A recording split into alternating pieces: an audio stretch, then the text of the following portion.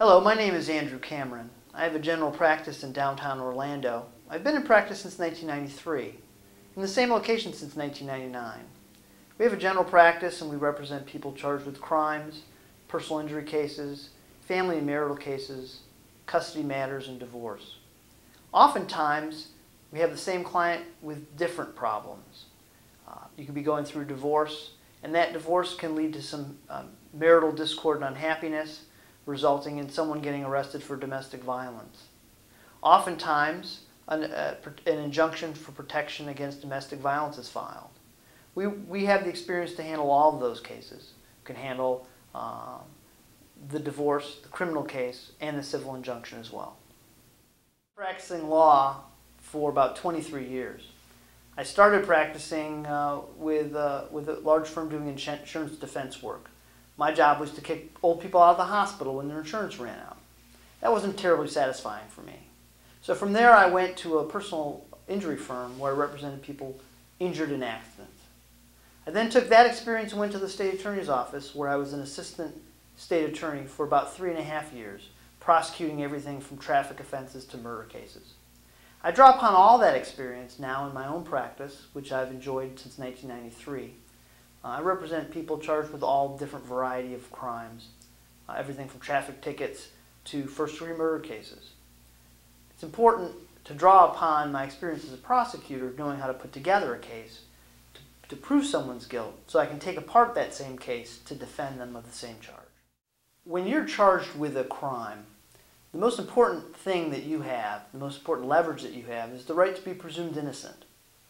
That is so valuable that you don't want to go to court and just admit guilt and leave your future up to the judge. When you come see me, we'll talk about not only what you're charged with, but what the evidence is that they can use against you. I tend to tell clients that I'm not so much in the truth business as I am in the proof business. What can be proven? How can they prove your guilt beyond its exclusion of all reasonable doubt? Their burden is to prove your guilt. Your burden is not to prove your innocence. After meeting with me for about an hour, we'll be able to talk about what the law requires, what the evidence is against you. We can deconstruct the case against you and come up with a meaningful strategy as to how best to attack the state's case. A lot of times I'll have people that will come in and meet with me about a divorce, and they're very upset, and they don't know what to do, and the first thing they get from their spouse is ultimatums. If you don't do this, I'm not going to do that. If you won't sign this, I'm not going to agree to that. I won't give you a divorce. And I have to explain to them that we don't respond well to ultimatums.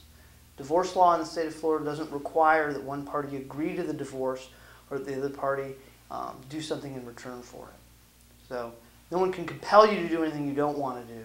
And the first thing we need to do is make sure that a client that comes in to see me understands what their rights are in a divorce proceeding. A lot of times people will come in and they come to see me right after they get out of jail, and they're very freaked out, and they're very unhappy, and they're very confused, and they don't know what their rights are. So if you don't know what your rights are, you don't have any rights at that point.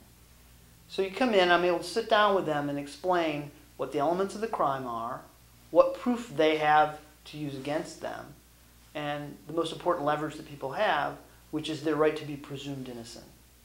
And that's not a right that we give up willingly or easily, because they have to prove your guilt, you don't have to prove your innocence. So we have to look at the crime, see what the evidence is, and see what they can prove. Because as I tell most of my clients, all of my clients, I'm not in the truth business, I'm in the proof business. It's not a question of what really happened, it's a question of whether they can prove that that behavior constitutes a crime. Because they have to prove that a crime was committed and that you're the one that committed the crime.